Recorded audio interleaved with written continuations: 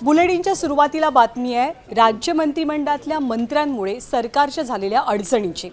खरं तर हे सरकार अस्तित्वात येऊन एक 13 महिने उलटून गेलेत, पण या 13 महिन्यांमध्ये अजित पवारांच्या राष्ट्रवादीचे 2 मंत्री हे कमालीचे वादात राहिले। एका मंत्र्याचा तर राजीनामा घ्यावा लागला आणि दुसऱ्यावरती आता अटकेची टांगती तलवार असल्यामुळे अजितदादा चांगलेच हैराण परेशान असल्याचं दिसतंय।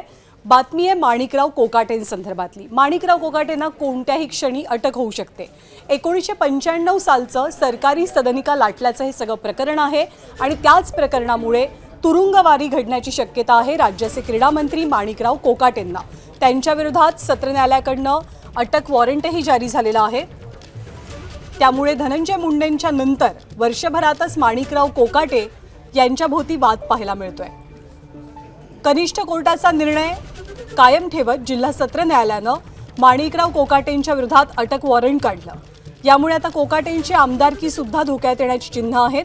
तर कोकाटेंनी या अटकेविरोधात कोर्टात धाव घेतली आहे। हायकोर्टात ते गेल्यात। शुक्रवारी त्यांच्या अटकपूर्व जामीन अर्जावरती सुनावणी पार पडेल, पण त्याआधीच माणिकराव कोकाटेंची तब्येत बिघडली आहे आणि त्यांच्यावर लीलावतीत उपचार सुरू झाले।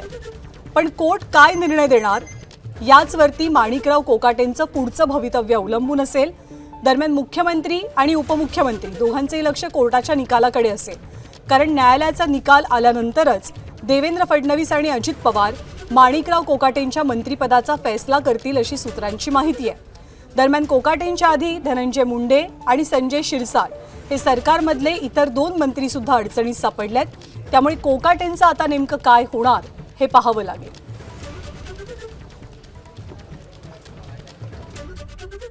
माणिकराव कोकाटे मंत्री यांच्या विरुद्ध अटकेचे आदेश पारित झालेले आहेत।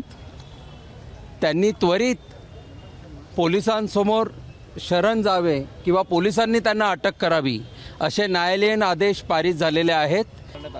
हो, आता लोकप्रतिनिधी कायद्या अन्वये 2 वर्षांची शिक्षा जर झाली असेल तर त्वरित आमदारकी रद्द होते। त्यानुसार आमदारकी रद्द होणे आणि नैतिकतेच्या मुद्द्यावर मंत्रिपदाचा राजीनामा देणे हे क्रमप्राप्त आहे। तर देवेंद्र फडणवीस साहेबांना आपल्या सर्वांच्या वतीने मी नम्र आवाहन करतो की आता तरी कमीत कमी आता तरी राजीनामा घ्यावा व कायद्याचे राज्य आहे याची प्रचिती देण्यात यावी। आणि सत्तेत आल्यापासून मंत्रिपदाची जबाबदारी स्वीकारल्यापासून माणिकराव कोकाटे अडचणीत येण्याची तिसरी वेळ आहे। जेव्हा ते राज्याचे कृषी मंत्री होते तेव्हा कृषी मंत्री असताना शेतकऱ्यांप्रती अनेक असंवेदनशील वक्तव्ये त्यांनी केली, त्यामुळे ते वादात आले। मग सभागृहात असताना त्यांचा रम्मी खेळतानाचा व्हिडिओ समोर आला, त्यांचं कृषी मंत्री पद गेलं, ते क्रीडा मंत्री बनले। आणि आता ज्या प्रकरणी त्यांच्यावरती अटकेची शक्यता आहे ते सगळं प्रकरण काय आहे, तो वाद नेमका काय आहे आपण जाणून घेऊया। माणिकराव कोकाटेंचं हे सगळं प्रकरण काय? 1995 सालचं हे प्रकरण। नाशिकच्या कॅनडा कॉर्नर प्राईम लोकेशनवरती एका इमारतीचं बांधकाम सुरू झालं। मुख्यमंत्री गृहनिर्माण योजनेअंतर्गत या इमारतीमधले 10% फ्लॅट 10% सदनिका या सरकारसाठी राखीव होत्या। जे गरजू आहेत किंवा विशिष्ट प्रवर्गातले लोक आहेत त्या लोकांना कमीत कमी दरानं हे फ्लॅट उपलब्ध करून देण्याची योजना होती। पण कोकाटे बंधूंनी, माणिकराव कोकाटे आणि त्यांचे बंधू या दोघांनी सुद्धा खोटी कागदपत्र सादर केली आणि योजनेचा गैरफायदा घेत सदनिका मिळवल्या। मुख्यमंत्री कोट्यातले एकूण 4 फ्लॅट्स त्यांनी आपल्या पदरात पाडून घेतल्याचं समोर आलं। मग या सगळ्या गैरव्यवहाराविरोधात आवाज कोणी उठवला तर माजी मंत्री तुकाराम दिघोळेंनी। त्यानंतर दिघोळे यांची मुलगी अंजली दिघोळे यांनी हे प्रकरण लावून धरलं। जवळपास 20 वर्षांपूर्वीचं हे प्रकरण आहे आणि याच प्रकरणी कोर्टानं माणिकराव कोकाटे आणि विजय कोकाटे या दोघांनाही दोषी ठरवलं। 2 वर्षांच्या तुरुंगवासाची शिक्षा सुनावली गेली आहे। हा निर्णय कनिष्ठ कोर्टाने दिला। मग कोकाटेंनी सत्र न्यायालयात धाव घेतली आणि सत्र न्यायालयाने सुद्धा कनिष्ठ कोर्टाचा हा निर्णय कायम ठेवलेला आहे। त्यामुळे अटकेची टांगती तलवार माणिकराव कोकाटेंवरती पाहायला मिळते। दरम्यान माणिकराव कोकाटेंच्या विरोधात कोर्टानं इतका मोठा निर्णय देऊन आणि अटक वॉरंट जारी होऊन सुद्धा अजून त्यांना अटकच झालेली नाहीये। त्यांच्यावर कोणती कारवाई मंत्रिपदासंदर्भातही सरकारनं केलेली नाहीये। याच मुद्द्यावरनं विरोधक कसे आक्रमक झालेत आपण पाहूया। काही होणार नाही। केंद्र सरकार पाठीमागं आहे, राज्य सरकार पाठीमागं आहे। त्यामुळं शिरसाट असू देत किंवा कोकाटे असू देत किंवा पैशाच्या बॅगा त्या ठिकाणी मोजल्या जातात, जमिनी कुणाकुणाच्या काढून घेतल्या जात आहेत, एवढे घोटाळे होत आहेत, कुठल्या मंत्र्यावर कारवाई झालेली गेल्या वर्षभरामध्ये आम्ही बघितलेलं नाही. त्यामुळं मला नाही वाटत सरकार हे संवेदनशील आहे, अशा कुठल्या कारवाई होतील अशी अपेक्षाच आता जनतेने सोडून दिलेल्या आहे. हे त्यांना अटक होऊ शकते.